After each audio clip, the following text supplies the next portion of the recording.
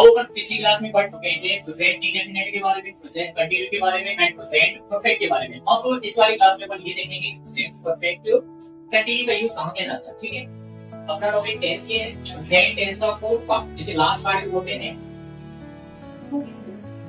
Present perfect.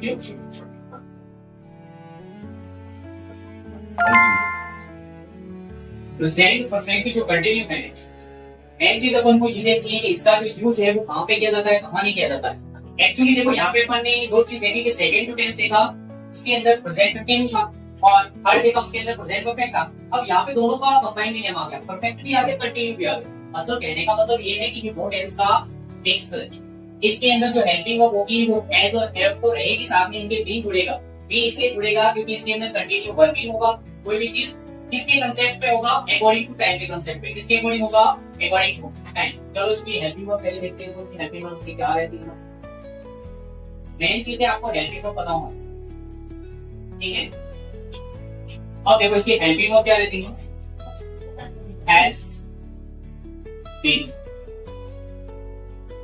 और second जो इसकी हेल्पिंग वर्ब रहती है उसको बोलते हैं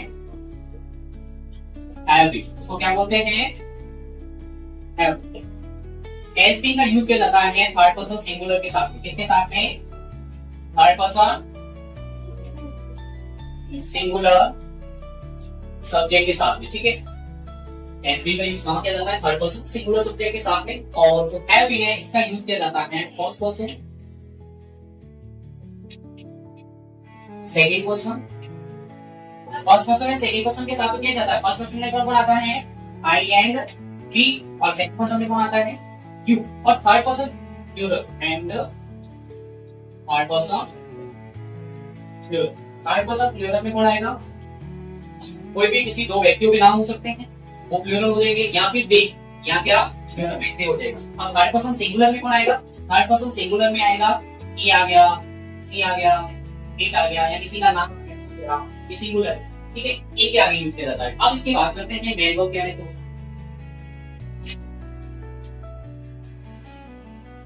इसकी मेन वर्ब रहती है, वो रहती है वर्ब की फर्स्ट फॉर्म।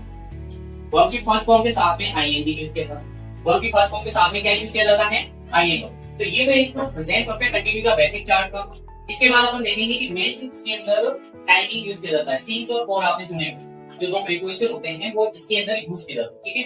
तो अब अपन पढ़ेंगे सीन्स और फॉर के बारे में, जिसको अपन टाइम कहते हैं, टाइम का कंसेप्ट। और इसके अंदर एक चीज ऐड हो गई, वो क्या ऐड हुई है, टाइम। क्या है, अब इसके अंदर टाइम की दो फॉर्म रहेगी। कौन कौन सी रहेगी, पहली हुई सीन्स और सेकंड हुई फॉर, ठीक है। अब मेन चीज है सीन्स का यूज कहां किया जाता है, सीन्स का यूज कहां किया जाएगा, सीन्स का यूज कहां किया जाता है, फॉर पॉइंट ऑफ टाइम। और फॉर का यूज कहां किया जाता है, period of. Point of time का मतलब ये हो गया एक फिक्स्ड टाइम के लिए, इसका यूज होता है फिक्स्ड टाइम। फिक्स्ड टाइम मतलब जैसे मॉर्निंग हो गया, मॉर्निंग, इवनिंग, आफ्टरनून हो गया। एंड फॉर का यूज किया जाएगा unfixed time. Unfixed time, unfixed time means क्या होता है, जैसे 2 आवर, 4 आवर, 3 आवर। मैंने बोल दिया 2 आवर, 4 आवर, ठीक है, इस टाइप से। और इसके अंदर क्लॉक यूज किया जाता है, जहां पे फिक्स्ड टाइम पर बताया जाता है ना, क्लॉक तो वहां। तो ये तो एक टाइम का कांसेप्ट हो गया। अब अपन इसकी यूज करेंगे अफर्मेटिव सेंटेंस, नेगेटिव और इंट्रोगेटिव का फॉर्मेट होता है क्या नहीं ना। चलो अभी देखेंगे अपन इसका अफर्मेटिव सेंटेंस। एंड क्या लिखेंगे अपन इसका affirmative sentence.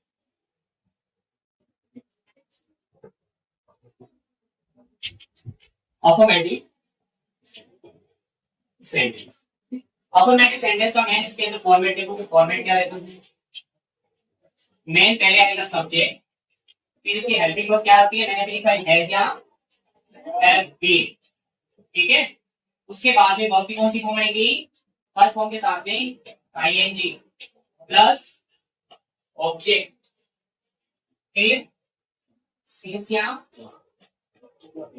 For plus time, time दे रखा होगा ना, ये इसका रहेगा फॉर्म, ठीक है। इसके अंदर सीन्स और फॉर का यूज किया जाता है, ये इसका रहेगा फॉर्मेट रहेगा, ठीक है। ये आपको ध्यान देना। अब इसका जैसे एग्जांपल देखो, इसका एग्जाम्पल क्या रहेगा?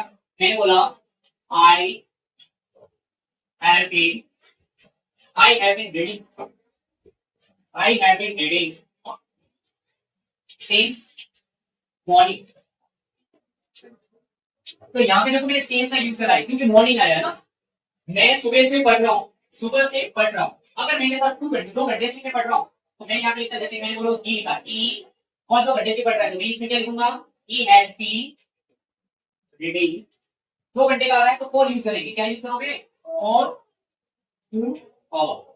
ठीक है, ये मेन चीज आपको अफर्मेटिव सेंटेंस होगी। अब इसका नेगेटिव सेंटेंस में आप देखो, मैं यही समझा देता हूँ कि नेगेटिव सेंटेंस में आपको क्या करना है, जो एज और एम है इन दोनों के बीच में आपको क्या लगा देना है, नॉट लगा देना। तो नेगेटिव सेंटेंस बन जाएगा। ठीक है, एज और एम के बीच में नॉट लगा देना है तो क्या बन जाएगा, नेगेटिव। इंटरोगेटिव में एज और एम को आगे ले लेना, सब्जेक्ट आएगा फिर बी आएगा। ध्यान रखना है आपको, नेगेटिव और इंटरोगेटिव सेंटेंस के अंदर एज और एम और बी इनको साथ में नहीं लिखना है। ठीक है, अब यहाँ पे अपना प्रेजेंट जो टेंस है वो कंप्लीट हो चुका है प्रॉपर तरीके से। प्रेजेंट इंडेफिनिट कंप्लीट हुआ, continue, perfect and perfect continue. ठीक है, तो नेक्स्ट क्लास में अपन देखेंगे पास्ट के बारे में, पास्ट के चारों पार्ट्स के बारे में।